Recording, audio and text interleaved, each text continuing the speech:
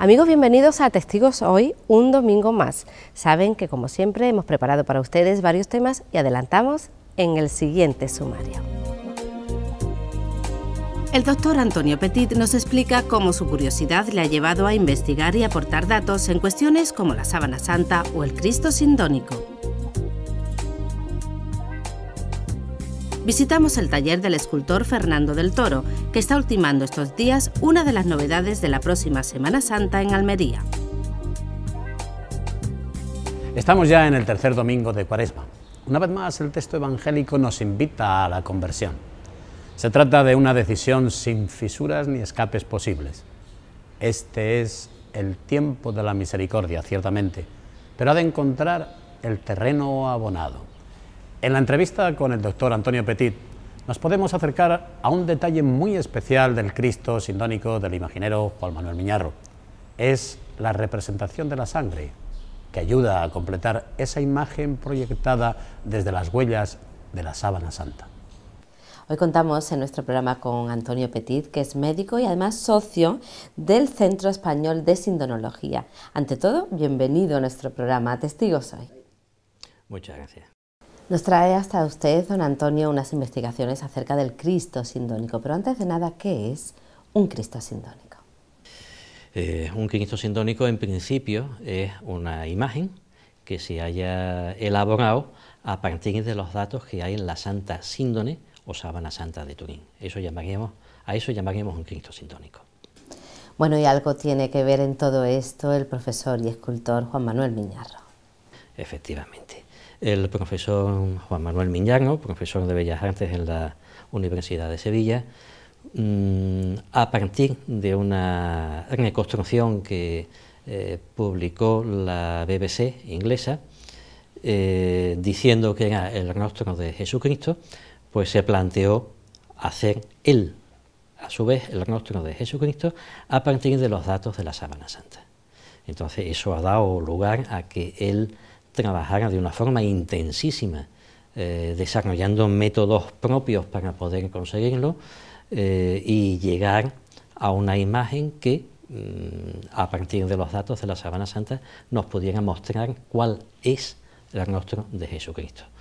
Y bueno, ya a partir de ahí la Hermandad de los Estudiantes de Córdoba le solicitó que hiciera un Cristo, un crucificado, basado en los datos que nos da la síndone o Sábana Santa, y ese es el Cristo sindónico al que habitualmente nos referimos.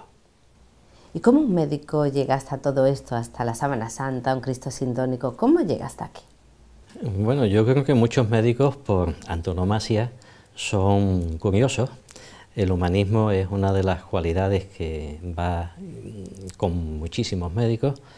Y bueno, ese acicate por conocer cosas que se escapan un poquito de lo habitual, pienso que es lo que me lleva a inmiscuirme en todo ese tipo de asuntos. Usted visitó una exposición y tengo entendido que le llamó algo poderosamente la atención. Cuéntenos. Bueno, lo que más me llamó la atención y es lo que finalmente me llevó a incluirme o a inscribirme como socio con el CES, era una figurita de un yacente que tenía Juan Manuel Miñarro. La característica de esa figura es que, como cualquier cadáver, si lo apoyamos sobre una superficie horizontal, pues lógicamente las partes blandas se aplanan.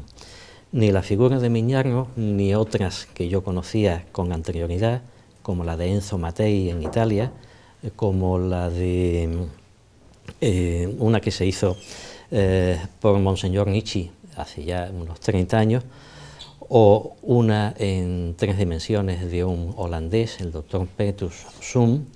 Ninguna de ellas tenía esa característica de aplanamiento de partes blandas. Entonces, pues bueno, eso no respondía a un cadáver, o ese cadáver estaba flotando, o esas representaciones escultóricas se habían hecho mal.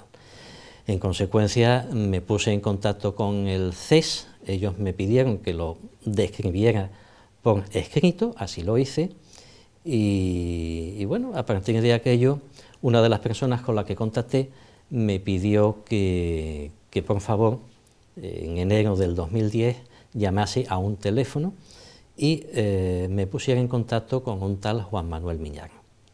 Así lo hice un poco sorprendido, pero bueno, conocí a una persona tremendamente agradable y con quien empecé a congeniar de inmediato. A raíz de ahí han surgido muchas colaboraciones, como el asesoramiento médico para el Cristo Sindónico que ha realizado Miñarro. En cierto modo no he sido el único. Él contaba ya con una información considerable por parte del equipo de investigación del CES, el EDICES, y en particular de todos los médicos y forenses que están incluidos en ese equipo. Pero lo que él me pidió cuando después de ir a aquella exposición fuimos a su taller, es que quería conocer con detalle cómo es la sangre. Yo le di algunas explicaciones en ese sentido, no solo sobre cómo es, sino cómo está constituida y cómo se comporta. Y fue a partir de ahí, pues bueno, cuando empezamos a hablar. Pedí que me sacaran sangre, me fui con la sangre al taller y allí sobre un recipiente, pues estuvimos viendo qué es un coágulo, qué es el suero, que es el soporte líquido de la sangre, cómo se comportaba, cómo se desplazaba, y todo esto, pues él lo fue captando sumamente deprisa. De hecho, inmediatamente tomó sus pinceles, tomó sus pinturas y reprodujo aquello que ya había estado ensayando con anterioridad y que no se parecía en absoluto a la sangre, pues inmediatamente le dio su punto. ¿Qué otras cosas le han sorprendido? Porque usted también ha estudiado la sábana santa.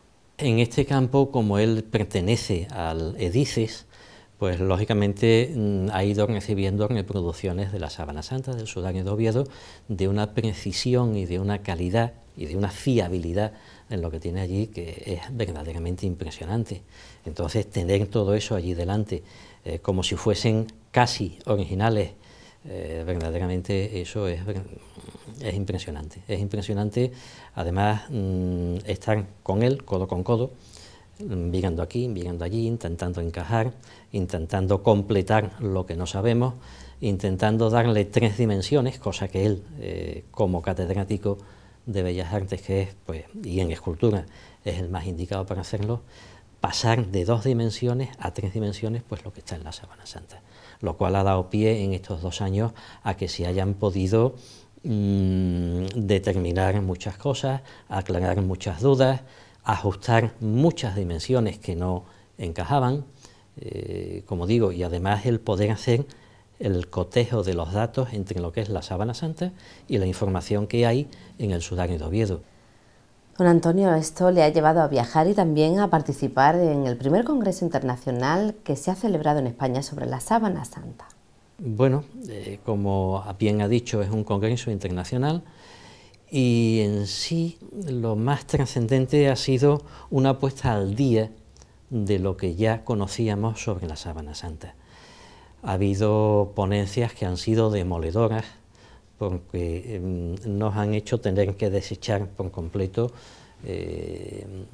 trabajos que dábamos como buenos, pues ha habido que desecharlos y aceptar lo que se presentaba allí, en muchos contextos, sobre la prueba del carbono 14, sobre la influencia del calor sobre la naturaleza del lino y su concentración en carbono 14, en fin, fueron muchas horas, fueron muchas sesiones y la verdad es que alguna pudo resultar un poquito más tediosa, ¿no?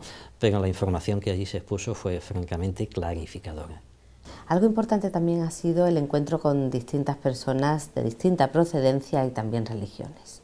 Fue curioso, eran unas 450 personas las que estaban inscritas, sin contar a los que asistieron como oyentes, y bueno, había 2 budistas, había protestantes, había judíos.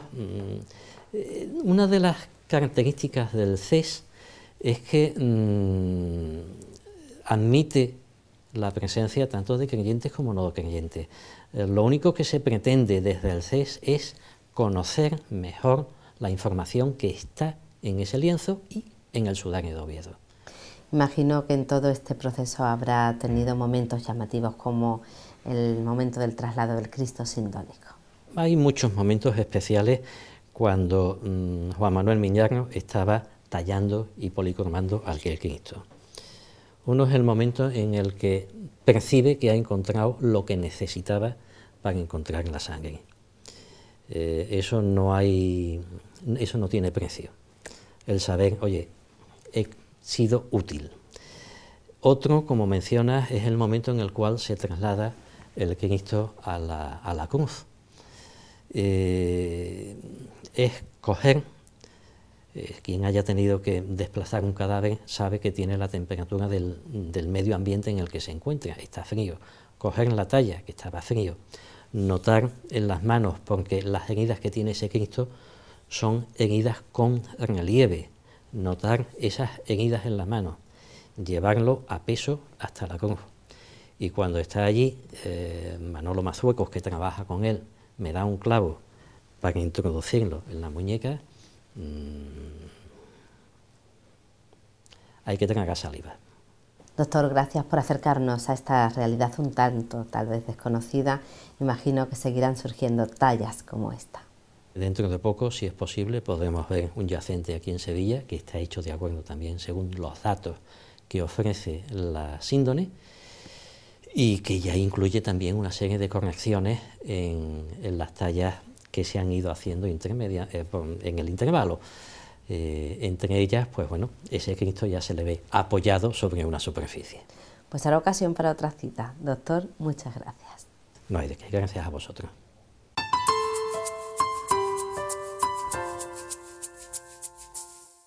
Amigos, en el siguiente reportaje hacemos un recorrido por el taller del escultor Fernando del Toro. Su aprendizaje en otras tareas le ha ayudado a desembocar en este oficio en el que hay mucha mezcla de arte, sentimiento, técnica y belleza, al servicio de una religiosidad que llega a muchas personas también hoy. Aquí lo dejamos, no sin antes recordarles que tienen una nueva cita el próximo domingo. Les esperamos.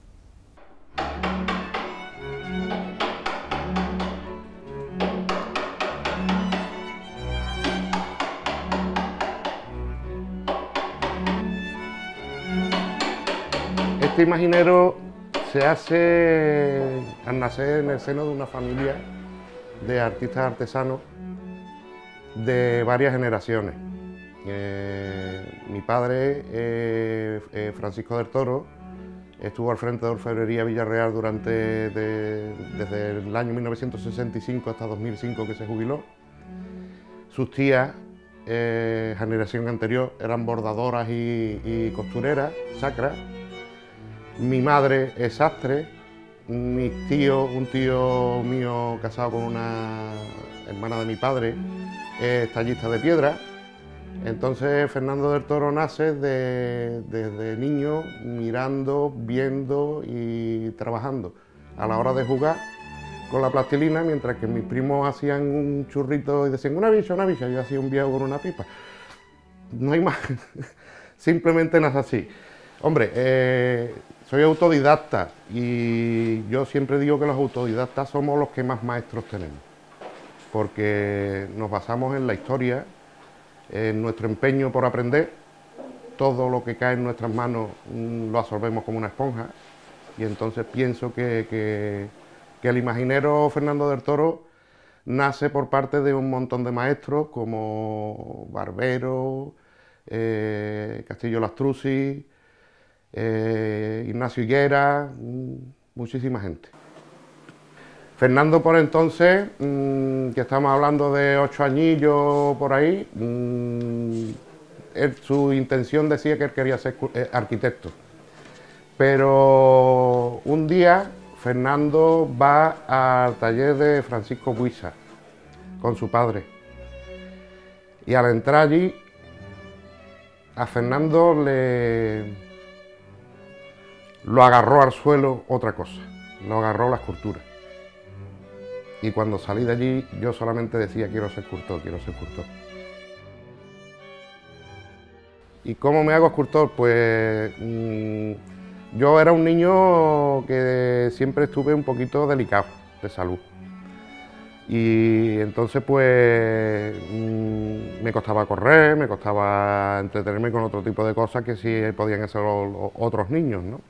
Entonces yo pues en casa con lo que jugaba era con plastilina, jugaba pintando acuarelas, en la calle jugaba con el barro, estudiaba muchísimas cosillas que me interesaban sobre hormigas, sobre miles de cosas. El artista nace, el artista lo lleva dentro, el artista necesita la expresión, necesita el poder decirle a los demás quién es, cómo se hace, cómo desarrolla, qué piensa, qué dice, qué siente en su interior. Yo me fui a trabajar con mi tío, con el tallista de piedra, estuve aprendiendo las técnicas de talla de piedra. Para ganarme un poco la vida, pues monté un tallercito, un estudio de talla en mármol, y hacía lápidas de cementerio, hacía todo ese tipo de cosas que hay gente que se queda extrañada y dice, bueno, qué cosa más. Bueno, pues uno aprende lo que es la vida un poco, al mismo tiempo empiezo a hacer modelos para Orfebrería Villarreal, donde entro en el año 88 y allí pues empieza a consolidarse más el Fernando del Toro actual, que ya se dedica más de pleno al arte sacro. Llego a Almería, ya allí se me conoce en Almería, venían buscando un restaurador, allí preguntaron en Orfebrería Villarreal y evidentemente yo estaba en el momento adecuado, en el lugar adecuado. Me definiría como un artista del siglo XXI. Yo pienso que, opinión mía particular, por supuesto, que el arte religioso se ha quedado un poco anclado en el barroco. Yo que pretendo, que intento hacer con mi trabajo, pues llevarlo al punto que considero como arte debería de tener la imaginería hoy por hoy. A mí, actualmente, de la corriente que hay hoy, me gusta muchísimo su trabajo y su trabajo extenso y ya no solo como artista, sino como investigador. El trabajo de Juan Manuel Miñar. Y sobre todo, aunque hay un dicho extendido entre los artesanos y cofrades, etcétera, etcétera, de que ama al Cristo mucha sangre, me quedo con el Cristo sindónico de Córdoba. El máximo exponente para mí en cuanto a escultura sería Bernini. Pero en cuanto a los escultores españoles, me quedo con Antonio Susillo, del que tuve la oportunidad de restaurar una obra de él.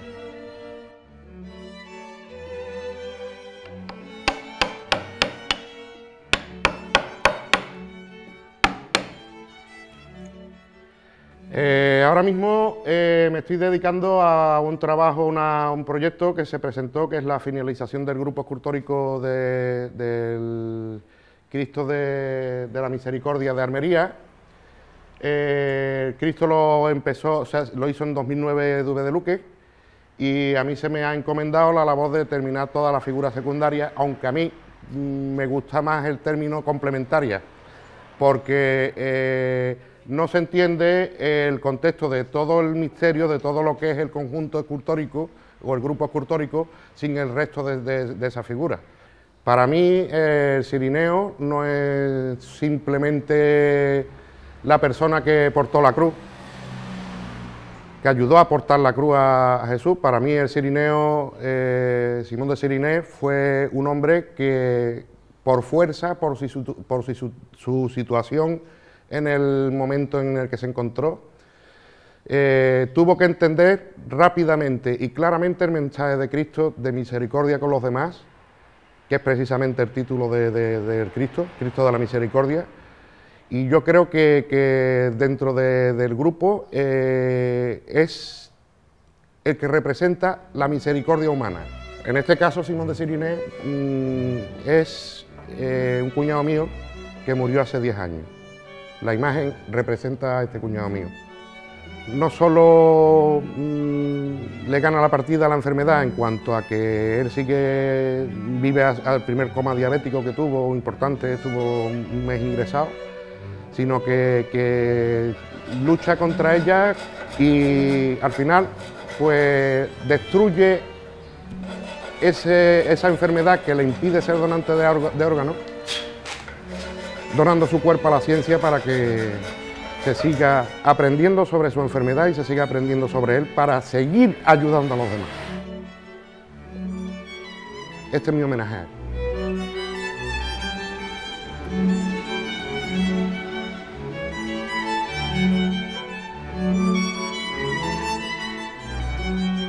Hoy por hoy pues me considero un afortunado por el hecho de que, aunque me ha costado lo mío, por supuesto, no he dejado de poner un empeño importante en mi sueño, me gano la vida con lo que yo siempre me ha gustado y he querido. No es el mejor momento para nosotros, porque esta crisis está afectando a todo el mundo por igual y no es el mejor momento. Pero no dejo de ser afortunado precisamente por eso, porque me dedico a lo que hago y a pesar de la crisis, hoy por hoy tengo trabajo. He realizado muchas cosas, pero si a mí me encargaran esculpir a Dios sería algo ya demasiado personal, algo demasiado íntimo. La expresión mía en cuanto a lo íntimo es la escultura, es el surrealismo. Y como tal yo creo que lo representaría de una forma muy surrealista, como creo que en definitiva es Dios. Es algo tan irreal y al mismo tiempo tan real que no tiene una imagen, una forma definida, sino sale de lo onírico, de lo que nosotros todos llevamos dentro.